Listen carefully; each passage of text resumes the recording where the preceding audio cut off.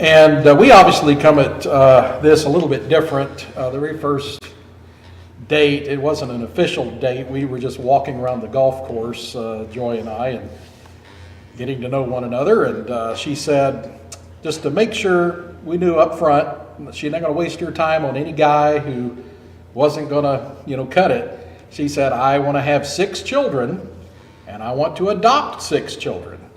And so I thought, well, okay, that's all right. I was tutoring her in math, so I just thought maybe it was a math problem. But we're real close. We've had 6 children and adopted 5.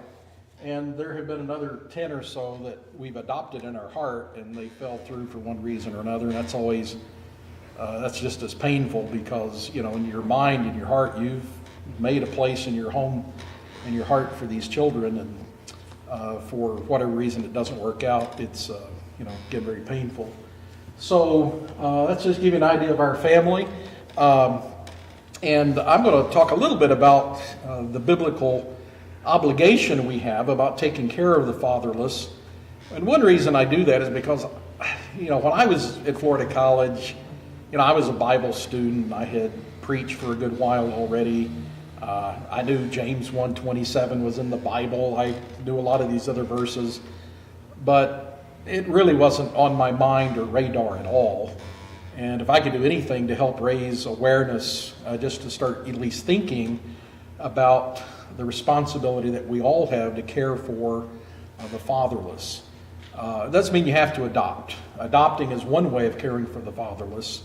We all have a responsibility to care for them. We don't necessarily have a responsibility to adopt them. And so as we think about these passages, we can think about ways we can help toward that end.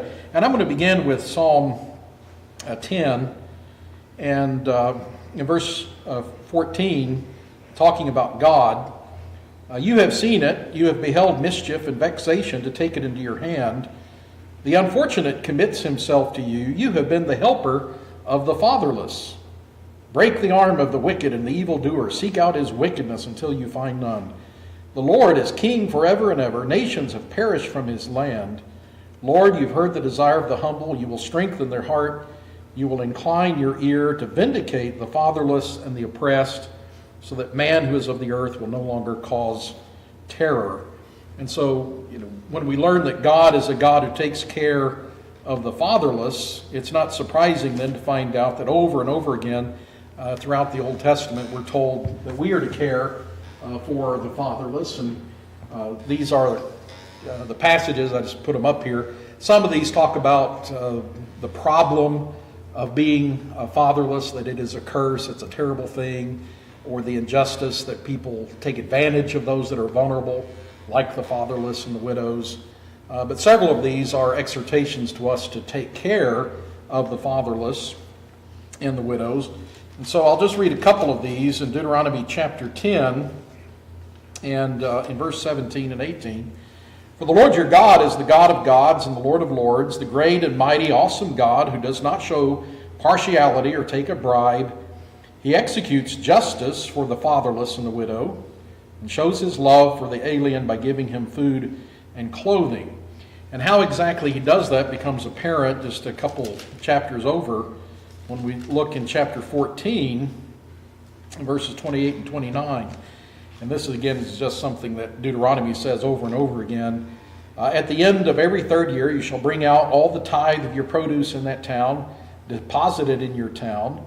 The Levite, because he has no portion or inheritance among you, the alien, the fatherless, the widow who are in your town shall come and eat and be satisfied, in order that the Lord your God may bless you in all the work of your hand which you do. And so, over and over again, we see that God wants the fatherless to be cared for, and he's given us that task of taking care of them. And of course, the New Testament passage that comes to mind, that the title of the life enrichment events modeled after is James chapter 1, verse 27. Pure and undefiled religion is to take care of the orphans and the widows. And the one unique thing about that passage you have to understand is in the culture of the first century, taking care of orphans and widows was not the kind of prestigious, credit-getting kind of activity that it is in our culture. For Christians to go around saying, "Oh, I took care of Widow Jones, and I've taken care of Orphan Smith. Look how great a Christian I am."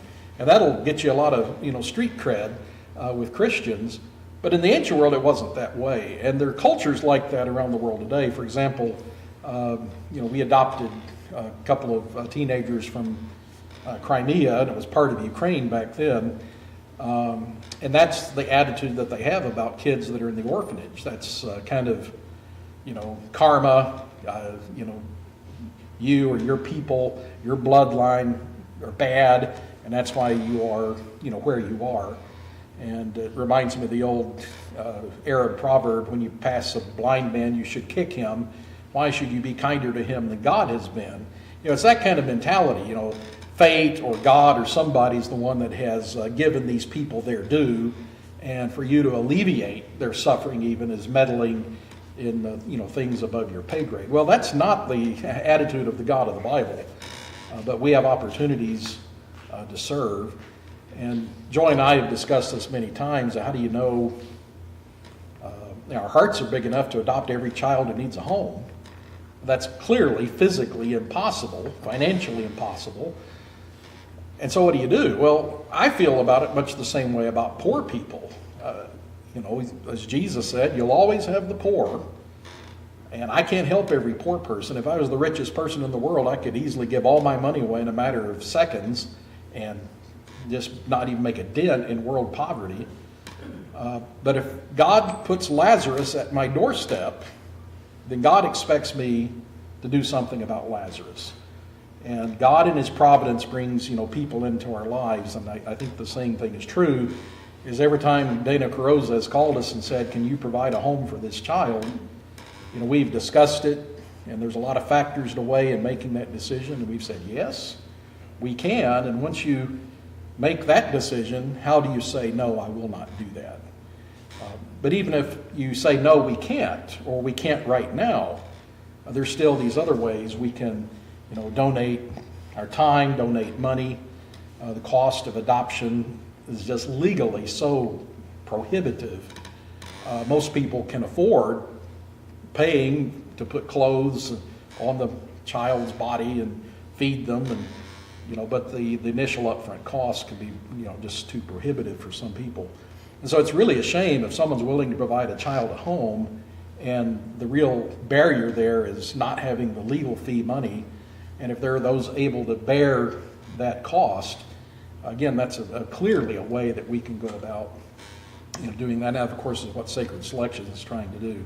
One of Dana Carrozza's favorite statements is, if all you have are money problems, you don't have any problems, because that's pretty much easy to solve and deal with. So I hope that just makes us reflect a little bit more on ways we can think about taking care of the fatherless in our own circumstances as we have opportunity to do that.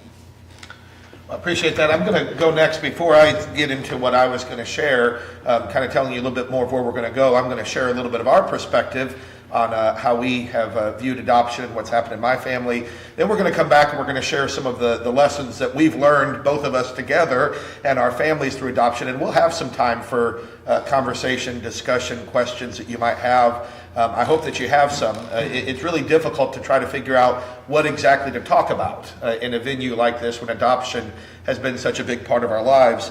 I do want to say, when I was talking with Dr. Hamilton ahead of time and he was mentioning all of these passages of Scripture that deal with taking care of the fatherless, it's kind of overwhelming. The number of passages, and he just read a few of them, but seeing those, I don't know what's kind of overwhelms me, the numbers that are there or the numbers that are there, but almost have a kid, I think, for every passage that we have on that next screen, but really showing how important this is. For all of us as Christians, that this is a responsibility, that there is an obligation here to take care of those who don't have families, those who don't have a father.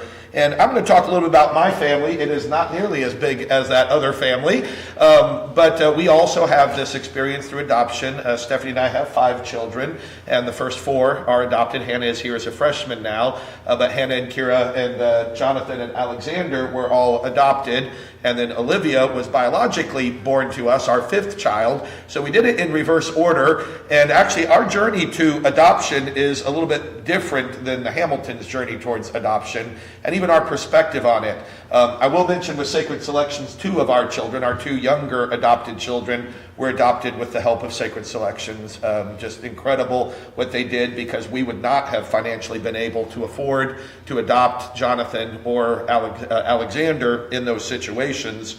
But when I give a little bit of our perspective on adoption, again, our journey was a little bit different because Stephanie and I had already been married for 10 years, 11 years, and we had been physically unable to have children. And so we're one of, maybe in some ways, the more typical adoptive family, where we weren't initially motivated out of feeling this obligation to take care of the fatherless or to help those who didn't have a family.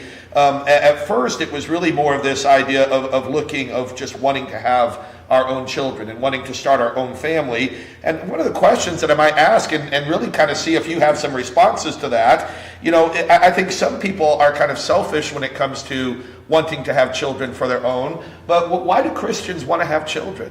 I don't know if you've ever thought about that before. A lot of people, they get married, they start a family, and then they say, well, we want to have children.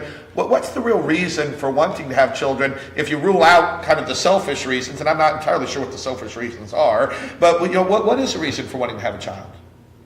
I'll wait for you. Who wants to share? Why should Christians want to have children? Anybody? Yeah. That's God's kingdom. Okay, to add to God's kingdom. A good answer.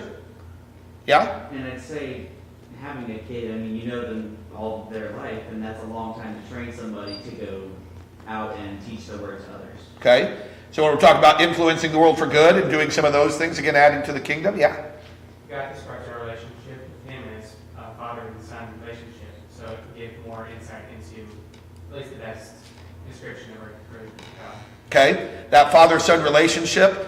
I asked around some other, anybody else want to share what comes to your mind first? Because that's actually something, I hadn't really even thought about putting it into words why we would want to have children.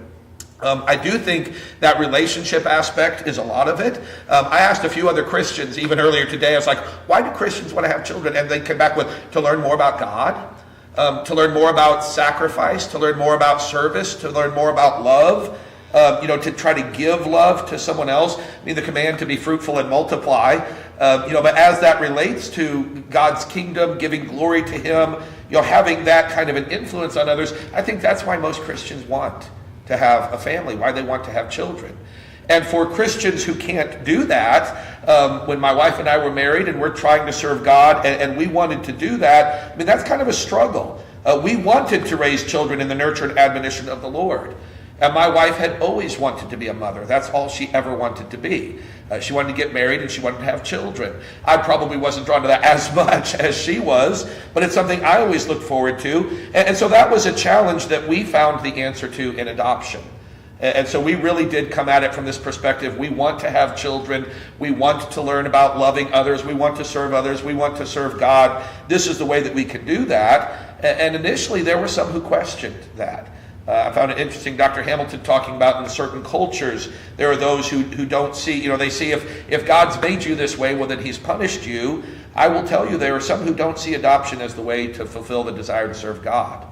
And we know through different conversations that we had with other adoptive parents, there were sometimes those who relayed this idea that adopting is circumventing God's will for you. People will actually go so far and say, well, if you didn't have children, maybe God didn't want you to have children. And, who are you to try to change that in some way and try to go out there and have a family when obviously if God had wanted you to have a family, you would have a family. And you have to overcome that you would have these children. And really there were questions regarding whether or not these are your children, which is also an interesting part of the story. Where people will look at that and say, well, they're not really yours. And you're, well, really? That's kind of interesting. I'm raising them. In our case, all of our children, we actually adopted from pretty close to birth, 4 days old, 1 hour old, 3 weeks old, when we adopted them, and we were the only family that they've ever had. But there were questions related to that, and maybe some questions regarding what kind of culture we were going to raise our children in. I know both with the Hamilton family and with our family, we have transracial adoption taking place, where you have parents and children who are of different races, and that comes into our culture and our society in quite a few discussions.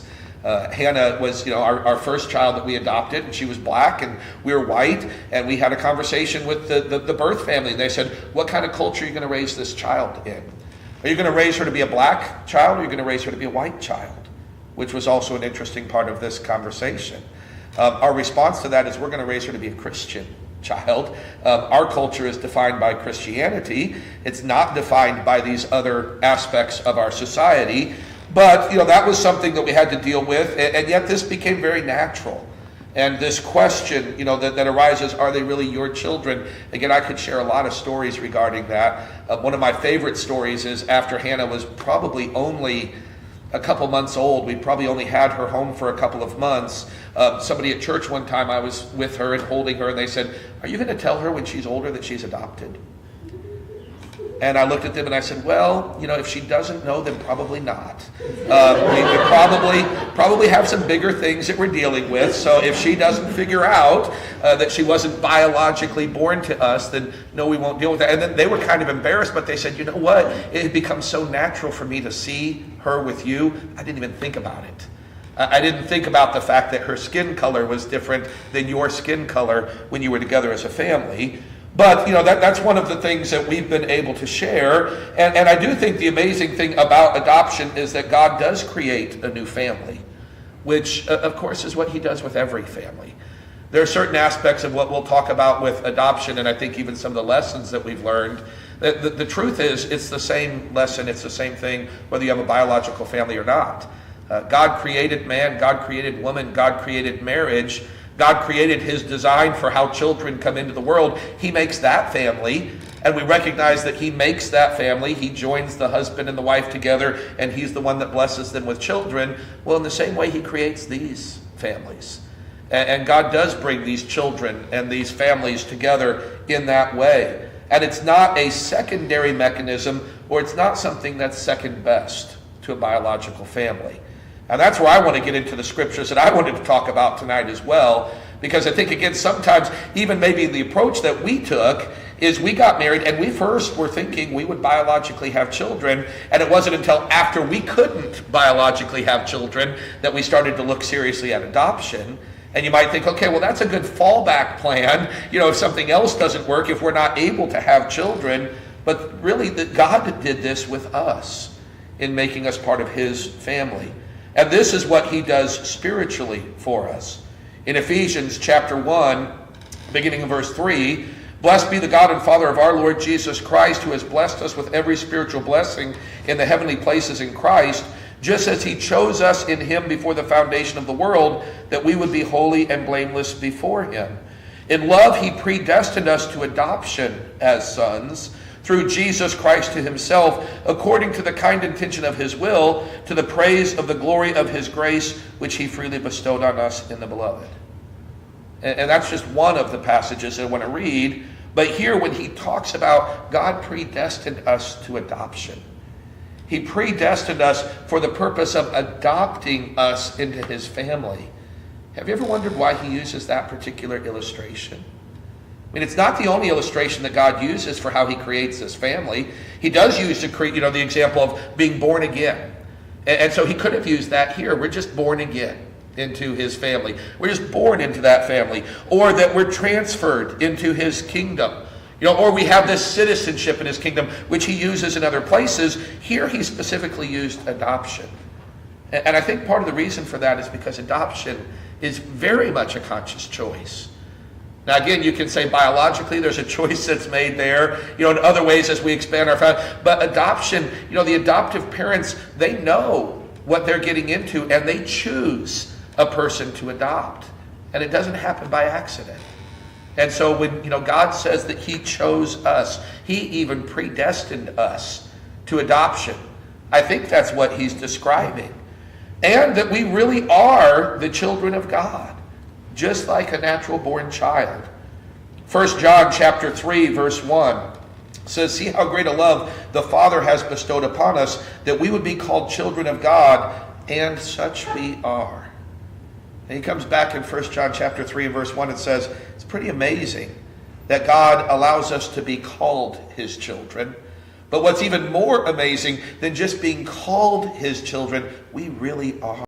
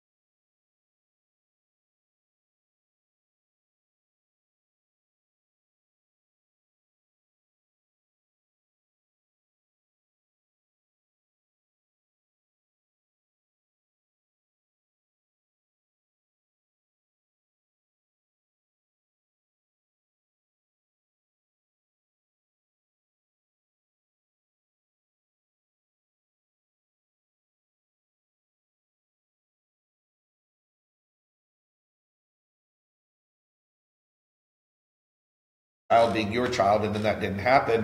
But I will say for the 4 times that we adopted, we were contacted each one of those times. So we had originally reached out to, in another adoption situation that we'd learned about and tried to adopt in that situation, and that one didn't happen.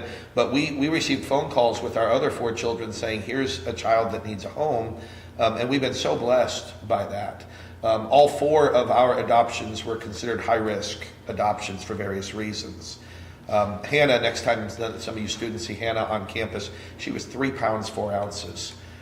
She was a preemie. The birth mom did not know that she was pregnant. She was born before they knew that she was pregnant. So a teeny tiny little baby. Jonathan, of course, has been the biggest, what some might think is a challenge. He's been the biggest blessing in our family. But that's another one where everybody needs a family. I'm sorry to say that we did have some people question us. When we adopted him, we knew before he was born that he was going to have some sort of challenge physically. We actually didn't know what it was going to be. They did not diagnose the Down syndrome before birth, which is really unusual nowadays because all the prenatal testing can tell you Down syndrome, but they had identified all kinds of other things. I mean, they knew he was going to be really small. They thought maybe dwarfism was going to be something that he would be dealing with. They thought maybe some issues with his spinal cord. Of course, it ended up that his esophagus hadn't formed and didn't connect to his stomach, and so I think that's part of what they were picking up on some of those tests. But when he was born, he was classified as an unadoptable child. And we had people ask, why would you ever want a child that was broken like that? They just don't understand what God can do through people. He is an amazing son. He is an amazing part of our family that makes our family better in every single way. But you have to see, for who they can be. Same thing true with our other children. We have one of our others that a local adoption agency contacted us because they were having difficulty placing this child. And they knew that we were the type of family, because of our faith and because of what we believe, that everybody needs to have a family. Everybody deserves to have a mom and a dad and to be part of that family. So I do think that's a lesson that we've learned as well through adoption in a different way. So that's one of the lessons. Again, if you all we'll have some time for questions and discussion. The second one, family's not defined by biology. That is not what makes a family a family. And again, our experience, we got to get this in reverse order. But one of the things that was brought up to us when we first talked about adoption, some people asking questions like, well, do you really think you would love that child as much if they were adopted as if they physically came out of your body? And of course we thought, well, yeah, we think so. And certainly as we formed our family, we love our children with all of our heart and everything that we are, again, being a choice, but also being an emotional connection. Then we got to experience on the back end of it, after adopting 4 children, a biologically, born to us child. And there is absolutely no difference in how we feel about these children and the connection that's there and the bond that's there between a parent and a child. Whether that's through adoption or whether it's biologically there. Stephanie jokes, again, sharing some of the personal stories of, out of our 5 children, the only one who seems to really question our love is the one that's biologically born to us. She's the one that comes back, you don't love me, you don't, and she's the one that throws that out. But it doesn't have anything to do with being biologically related to someone. It has to do with forming a family. And again, we understand that even from marriage. Hopefully you're not biologically related to that person that you marry. When you start that family, it doesn't have to do with that. It's having a family that's bound together by God. So sorry, I would share on that. What would you want to add? So marriage is a choice too. Marriage is a choice. You adopted your wife. She She adopted another child. Okay. Yeah. Sure. So let's stop that analogy and that illustration there. well, of course, I think of Hebrews chapter 12, where the Hebrew writer is making the point that if we as God's children don't submit to His discipline and training, then we're illegitimate children because we've denied to God His role as Father. And of course, it can work the other way around, where if a father fails to discipline and train the child, then he's not really being a father. And of course, that is to say, if you got a guy who's a biological DNA contributor, but he doesn't provide the training and the teaching, he's not really a father. And so the primary definition of that family and parenthood is rooted in that relationship again and we have to make a conscious, choice to do that. That's kind of been our experience too. 3 of the 5 children we've adopted were adopted before, and people are well intentioned. They, want to do the right thing, help the fatherless. And this goes back to the point we were making earlier. I'm sure as Christians they wanted to fulfill the command, the obligation to help the fatherless, and felt they could do it this way by adoption. But then for one reason or another, really could not provide that unconditional love for that child. And through the experience we've had with adoption from the very beginning, we've gotten involved in a lot of situations where that is the case. And if you had told me how often this happens, I would have said, you're lying. But it happens a lot. And the thing is that the guilt that people feel from having adopted a child and then giving that child up, it's the worst guilt I have ever seen people suffer from. I've known a lot of people who committed adultery against their spouses, and it doesn't rise to that level of guilt they have because they feel like we made a commitment to this child and we're reneging on that. We're probably ruining this child for the rest of their life. They'll never be able to trust anything anybody tells them. And I would say to that, children are resilient, and the last thing you want to do is create an environment where you're going to guilt parents into keeping a child out of appearances and what people will think if they cannot really give that child unconditional love, because that's what makes a family. And so if for whatever reason, they got into it and they adopted a child because they thought it's like getting a puppy or a kitten, and then it gets older and they're like, oh, I can't stand this dog, let's get rid of it. I don't want to trivialize it. That's the same thing that people went through. But, for whatever reason they cannot love that child, then the act of love you have for them is finding a family that will adopt that child and love them as their own. And I constantly am calling Ami by my daughter's Bethany's name, and of course they look nothing alike. There's not a single physical attribute, except I think they're both women, although I'm not a biologist. And yet they are so much alike in character and so on that I constantly thinking of the one daughter and her. So obviously I can look at my children and say their skin is a different color than mine, just like I can look at them and say, oh, they're tall or thin or whatever.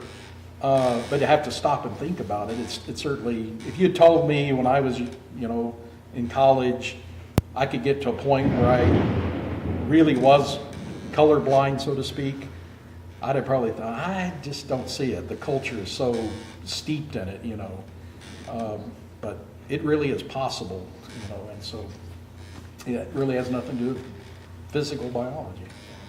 That's a good point about wanting to make sure you can provide for a child what they need. It just reminded me again some of these things that could come out, and you may have questions about how we've dealt with birth families and how we've dealt with those situations. We have always celebrated our birth moms with all of our children. Now all of ours came directly from the birth mom, but when we've talked to our children about that, their birth moms cared enough about them to seek a better home for them, to seek some way for them to be raised in an environment that they couldn't provide themselves.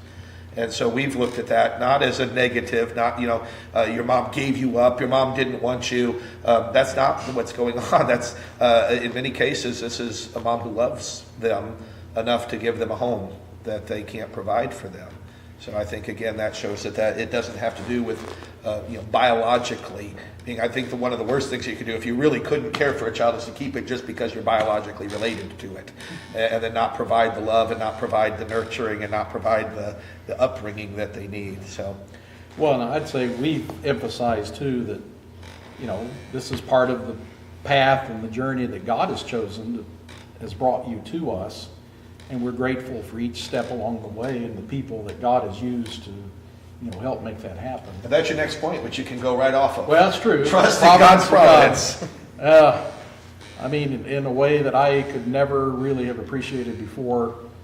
I think I mentioned we've had like 10 children that for whatever reason, things would fall through. The first was a group of 5 we were going to adopt, and it would have been a interracial adoption, because we were just going to adopt some kids from the system here in Hillsborough County. And, you know, they're considered special needs child because they're a sibling group. We thought, well, we can do that, you know, because we're kind of like the buffet, all-you-can-eat buffet. May not be the best food in town, but there's a lot of it. So we knew that we could handle lots of kids, you know, and so most people don't want to take a sibling group, and so we can do that. And so we went through all the certification and all the stuff you got to do, and then a couple of times they came up to be matched, and nobody wanted them, and our paperwork wasn't finished yet. And then this third time, there's like 3 families, and then the state matches them with another family. Of course, we're like, why in the world? Does God not think we'd be good parents, you know? And yet it was just a month later that we got the call about Nami and Andrew, which if we had adopted that one group, we would not have been able to adopt them. And it's kind of interesting how that came about, because that was the time that Stephanie was spending so much time in California, staying with the Carrozas, and had all the frustrations with Jonathan being in the hospital and trying to get him released and come back to Florida. And it was frustrating for them, and her being separated from her family. But she was there when Dana Carroza got this phone call from this Christian family that wanted to rehome their 2 children they had adopted from Guinea, Africa. And Dana gets off the phone and she says, where in the world am I going to find a family to adopt these children? They're older, you know, when people want babies. And, you know, there's 2 of them rather than just 1. And they're of a different race. And Stephanie says, I know. And because we've just been through that, wanting to adopt the group of 5. And so that's how, again, in the providence of God and all the garbage they were going through, it all worked out well for us. And so, and we've just seen that time and time again.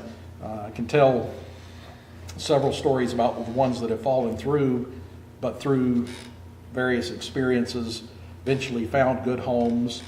And so ours was just a step on that journey for them, but not the final, you know, destination, and that was fine.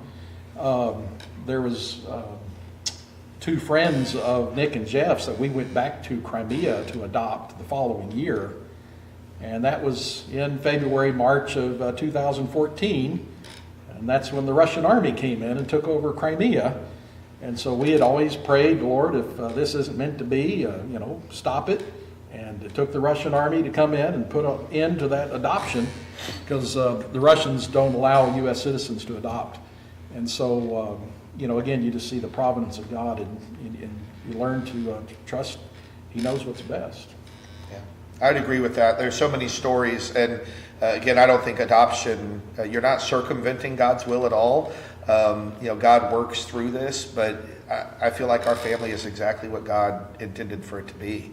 And the same thing, our very first attempted adoption did not go through, but it was because of that we had a contact with an attorney. And Hannah and Kira were not adopted through Sacred Selections. We didn't know about them yet. I'm not sure they existed yet. But it was because of that failed first adoption that an attorney had our name and had our number, who called us up when Hannah was born and said, I have this other child now. You know, I had a contact with you, and I think that was just the way it was supposed to be. We had one sibling group that it fell through, but you know, things happen the way God wants them to happen, and you have to trust in that.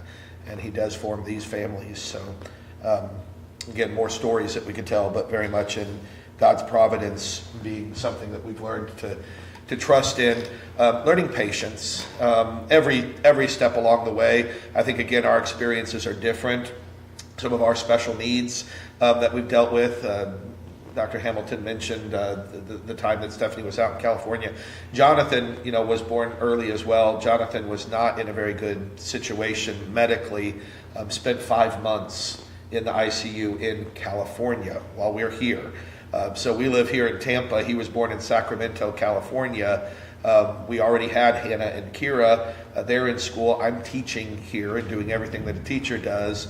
And for 5 months, Stephanie's trying to go back and forth to California. I'm trying to go several times back and forth to California. The raising of the children. I mean, there's on so many different levels. But we've had to learn patience and learn, again, to trust in these things to happen in His time and in His way, that He'll provide. I think yours is maybe a little different with some of the patience and what you've had to deal with. Well, children will teach you patience no matter what Anyway. form they come in. When you adopt older children, obviously there are issues. Ami and Andrew were 5 and 2 when they were first adopted, and even that young, there's consequences to even a very young age, perception of being rejected. And this with families that divorce, the kids always think daddy would have stayed, or mommy and daddy would have stayed together if I'd been better, or if I'd been prettier or smarter or whatever it is. And of course that's not true, but they can't help kind of but feel that way. And then of course Rebecca was 12, and Jeff and Nick were 16 and 17. So it's you just realize they're different places and need different things, and you got to take people where they are. And that kind of leads into the last point that I would say about humility. That kind of goes along with the patience. The most difficult of all of the adoptions were the teenagers from Crimea, definitely. And what I would say is, with older children at least, it takes a good 3 years for the family really to adjust. All the current family members have to adjust. The new children you're integrating have to adjust. And that was a rough, 2 or 3 years with Jeff and Nick. But this is probably the most powerful lesson I have learned at all from the adoption process, is when I would try to tend to get frustrated, I just remind myself, they have not done one thing to me that I have not done to God 100 times over. And it's just a very humbling kind of recognition that, here I think I'm such a wonderful person and so lovable and this and that, and come to realize, no, I have a much better firsthand experience about what it's probably like for God to adopt some children who are not very lovable and require a lot of patience and a lot of help. But again, that's the choice. It's not a feeling that you get, but it's a choice to love, and that means to put your own self-interest aside and do what's best for them. I don't know that I have much to add to that. Again, I would agree with that, different experiences that we have. Those were the lessons that we had, but we did want to open up. So did you have anything else you wanted to share right away, or see if there's some areas that you'd like us to talk more about? Because there's a lot of specifics we haven't gone into. We got lots of stories. Now, there's a saying that it's a marathon, not a sprint, so that's definitely something you have to keep in mind for adopting. No quick and easy solutions or shortcuts. So, yeah. Anything y'all want to hear more about? Another lesson we have learned is the number of foolish things that Christians will say. Yeah. It's unfortunately, but I don't think I brought up in this talk. nobody here. I was told that I would never be able to be an elder because they weren't my kids. So, having faithful children, those aren't your children. Again, I don't think family has anything to do with biologically belonging to you. So, we will see some of those things that come out. I've also been impressed on the side of, one of the questions sometimes asked, will you have enough love to go around? Of course, that's a big family question too. People who think if you have more children, you're dividing your love up among all these children. Not true at all. Love multiplies. Love adds in the family. Every person who's added to the family, adds something more to it. And it's been wonderful to see. And I'll say also with the special needs kid, I've sometimes commented in the past, and maybe some of you heard it before, but when we first talked to Hannah and Kira about Jonathan, and that we're going to talk about this baby who was going to be born, and he was going to have special needs, and he was going to have some things that need to be cared for. Hannah, as a little girl, her very first response was, "He needs me, and I want him to be part of this family. He needs to be a part of this family, where we can take care of him and be part of that family." So, pretty neat to see. Questions? Nobody has questions? Yeah. Who did you pray for the most about the process of adopting? Oh, what did we pray for the most about the process? Well, I can answer that. You answer that. You answer what we prayed it pray all the for time. the most. Yeah, okay, what the long story short. Because we were open to adopting older children, and we, again, don't know how to pick them. So we just pray for God's providence to bring us children that are resilient. Because I know there's some pretty damaged children out there that are probably beyond our capacity to help.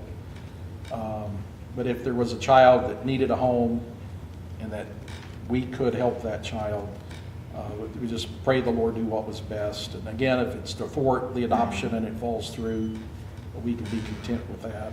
As long as we did our best and did what we could, and it just didn't work out, then we could live with that. And I think our prayers matured. I think our prayers before the first adoption and our prayers before the fourth adoption were very different prayers. I just would have to admit. We just wanted a child. I mean, if you just talk about, in fact, Stephanie, she used to tease because she said she prayed so much during those. We've been married this August will be 30 years. Hannah is 18, so that tells you we had a little while before we got Hannah. But she said, I prayed so much that I feel like it kind of got backlogged, and then God kept giving us kids. And she was like, "No, I've stopped now praying for more children. It's just the backlog of the prayers coming in. That now's enough. We'll stop at this point." But I think our prayers really became, God, please give us the children that we're supposed to have. That we can make a difference with, and again, in Providence, the right children that we can help. And that can be a part of our family in that way. And that's hard. And it's hard when some of them fall through. Adoptive families go through a loss there. I'm sure it's not exactly the same thing as losing a baby physically when miscarriages and those, but emotionally you're still making that bond to a child. So that's a little bit difficult to deal with. Yeah. When did y'all tell them that they're adopted? We've celebrated it from day one with all of our children. And that idea of open adoptions or closed adoptions, we actually, and it's more because we got so many of them, we started losing track of the dates. We celebrated Adoption Day and the birthday with a lot of them when we first started. So just like we'd have a birthday party, we would have an Adoption Day party. And of course, it was pretty easy when your very first adoption is a transracial adoption. You're not hiding it. So there was never going to be. But we did that. We've been open to communication with the birth parents. The only request that we made with all of our birth parents is that all of the communication goes through us, not directly to our children, so that we could share it with them. But we've been open about that. And really, it's as they're getting older that we're more open about sharing some of that communication. Most of that drops off after a while, I'll have to say. There's a couple of the birth mothers that we still have some contact with through Facebook or something like that. We'll get a message every once in a while. There's a couple of them we have no idea where they are. They've kind of disappeared, but we were very open with it from the very beginning. So you would be too. Well, and I would say, I think it's foolish not to tell your child they're adopted. Because I think, number one, it's going to come out someday, somehow. You just count on it. And secondly, it's kind of implying there's something secondhand about adoption or nefarious or something to be ashamed of or something. And I think that feeds into this. There's almost a natural inclination of any child when they know they're adopted to, I need to find my real parents or my natural parents or, I think just being upfront and honest from the beginning and having that relationship is, so important.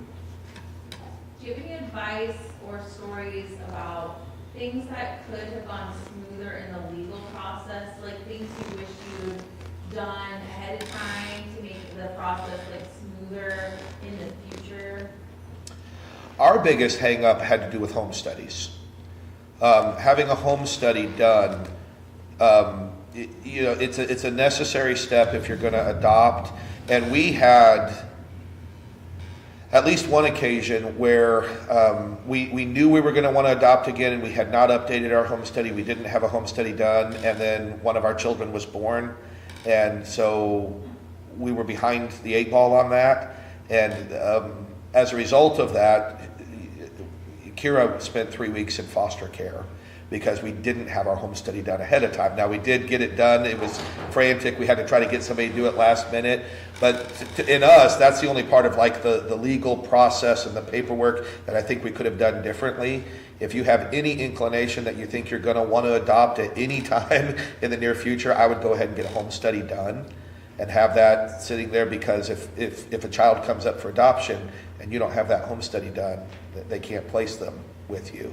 And so it can just cause a lot of problems. That'd be my aspect Yeah, of legal. that was always our hang up too. Of course, they're like $1,500. That was back then. I don't know what they are now, but and they're good for like a year. So Then you pay till you can update them again. Extend them. And so I understand the hesitation of people if they don't know they're going to adopt, but it's a lot of times it's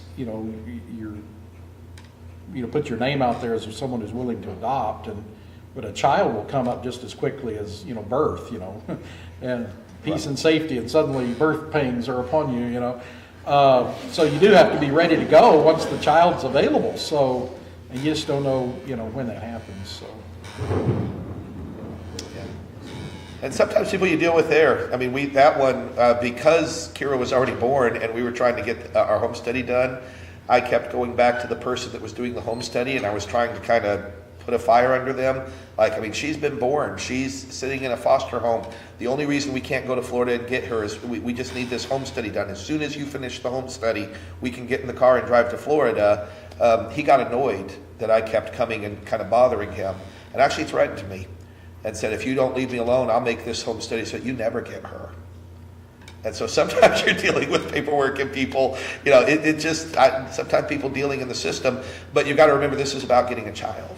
I mean, you could really get upset at some of these things. You could get upset at things lawyers do or social workers do, or even sometimes birth parents could do but this is about this child that hasn't done anything. But that was our the only other part of adoption, just it's very expensive. I don't understand why the system is the way it is with adoption. When you go to court, what's interesting as an adoptive parent, in the court proceedings, the adoptive parents have attorneys, the birth parents have attorneys, the child has an attorney who's appointed to represent the child, and you know who pays all the attorneys? The adoptive family. You're paying your attorney, you're paying the birth parent's attorney, and you're paying the attorney for the child. And that's just the way it works. But that's why there's these wonderful organizations like Sacred Selections to help with those things. Yeah. What are some of the differences between domestic adoption and international? You'll have to answer that because I've only done domestic. Well, international is much more expensive. You have another adoption agency that's involved, and more costs in terms of travel. Plane ticket could be $1,000 one way. Like Ukraine had a requirement to, like when we were over there, we had to be gone for 8 weeks. And I was teaching here at Florida College. Unfortunately, I work at a place where they were very understanding, and the other guys in the Bible department filled in for me. Yes, we did. Yep, sure did. He was one of them. And it was exactly 8 weeks from a Friday to a Friday. And so that, and of course, that lodging and food you got to pay for. And I suspect a lot of ask no questions for conscience sake, money changing hands overseas. Here we just call it a tax, but there it's a more directly given to the person tax, which some might call a bribe, but I don't know that for sure, but some of that money. But that does increase the cost significantly. Like our first adoption, again, this was 12 years ago. about $6,500 for all the legal work, and that was considered a simple adoption. And Jeff and Nick, it was more like $35,000. Yeah, I think the only part domestically that can get tricky, out-of-state adoptions have a little bit More lawyers. Yeah, and the interstate compact. And so there's a chance that when you're adopting a child from out of state, when you go to pick up that child, you may be stuck in that other state for a little while for some paperwork reasons. Most adoptive families, I think, you need to plan that you may be there for a couple of weeks before you can come back home with your child. That has to do with, as the paperwork's being done, once a child leaves a state who's being adopted, that state no longer has responsibility for them. It's the state that you're coming back to that's going to have responsibility for this child if for some reason the adoption doesn't go through. So the state you want to come back to, the state you're leaving, they both want to be convinced that this is actually going to happen before they allow the child to pass over state lines. And so we dealt with that. Our first adoption was in Kentucky. She was born in Kentucky. That wasn't a problem. But then we had in Kentucky, born in Florida, and we had interstate compact to deal with. And then we were in Florida, born in California. So that's the only, I think, tricky thing with that domestically. Yeah. Have either of you ever thought about fostering with the intent to reunify? To reunify back with the original family. We were very close to fostering under all conditions in Kentucky before we moved here. We were about a week away from finishing the courses that we had to do in Kentucky, and we just picked up and moved, and I would just have to say we've been so busy we never did that again. We've talked about fostering as our children get older. I don't know if you ever considered fostering with the goal of reuniting. Yeah, and that has its own unique challenges because you care about the children, but ultimately, if they can be reunited with their family, I mean that's what you want, and you just hope the state isn't making a poor decision to send them back into a dysfunctional family that's setting them up for failure. But we just never, again, got around to it because. Once you have adopted a child, like I say, that next 2 or 3 years is a period of adjustment, and it's probably not the wisest thing to just bring in more and more distractions or you get your attention divided, things like that. So that's kind of where we've been the past 12 years or so.